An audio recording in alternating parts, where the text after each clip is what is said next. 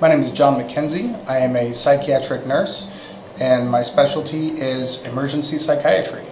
So medication adherence for me is the patient's responsibility to continue to take the medications as prescribed. So that includes all of the medications, the dosing, the timing, and also to let us know if they're having any side effects. That way we can make sure that as a nurse that I am able to help the patient adjust and report that information to the provider.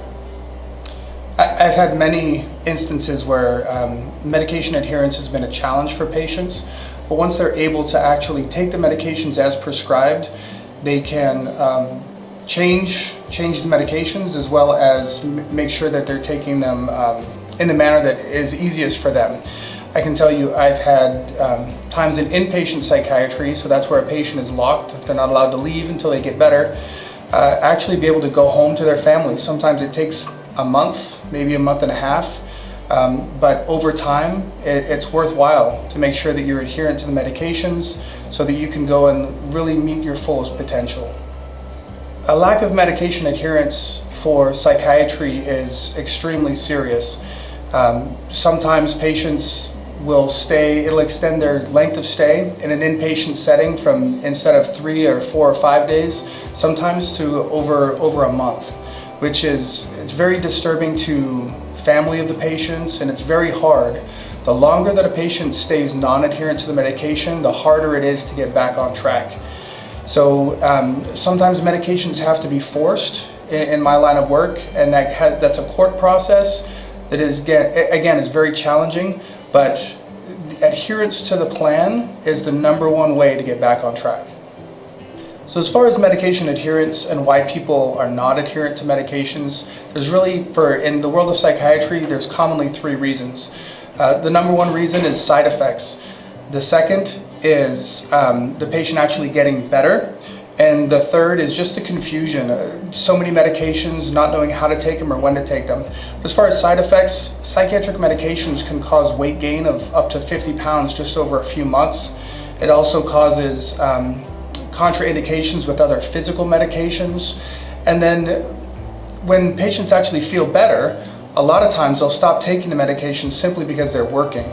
So making sure that people understand all of those side effects and really trying to reduce the side effects is probably the #1 way that you can help somebody be adherent to their own medication plan.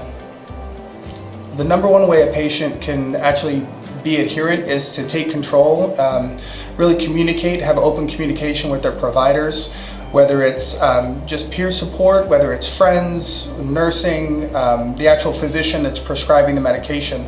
A lot of times the plans are very confusing.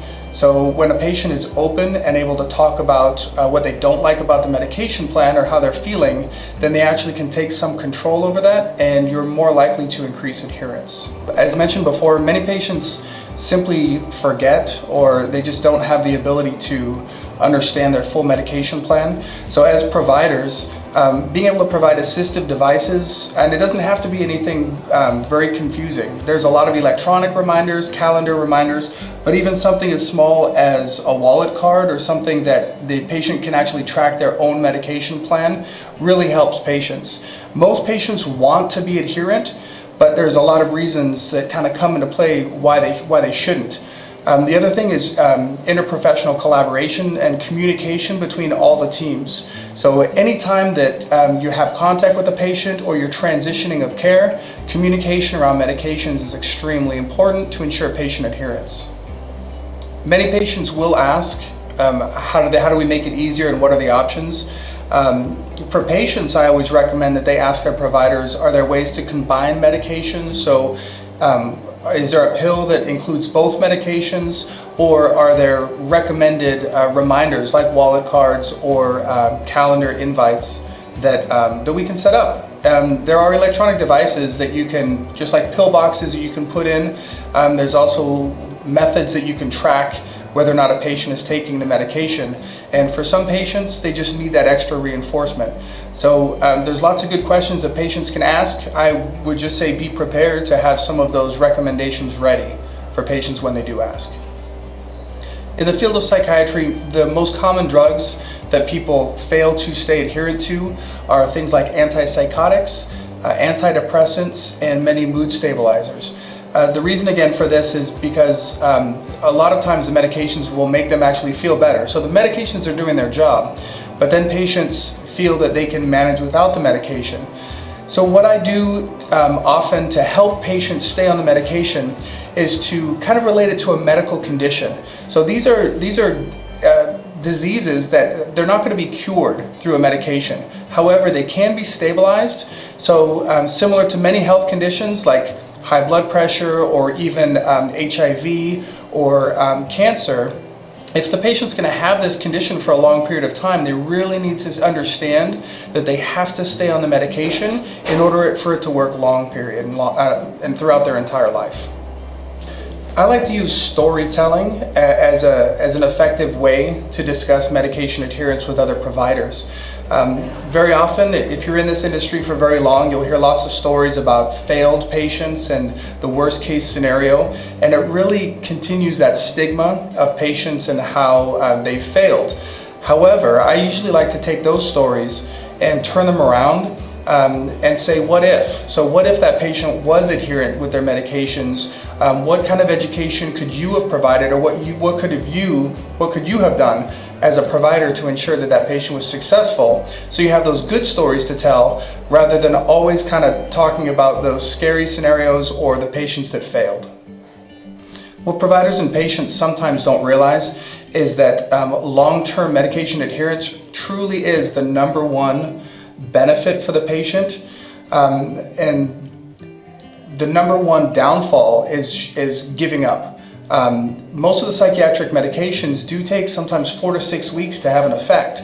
So for patients that fail within those first 4 to 6 weeks before they can really develop a medication habit, that's where we see a lot of our failures. And that's where we have patients that return to the highest levels of psychiatric care, what we consider basically ICU level psychiatric care.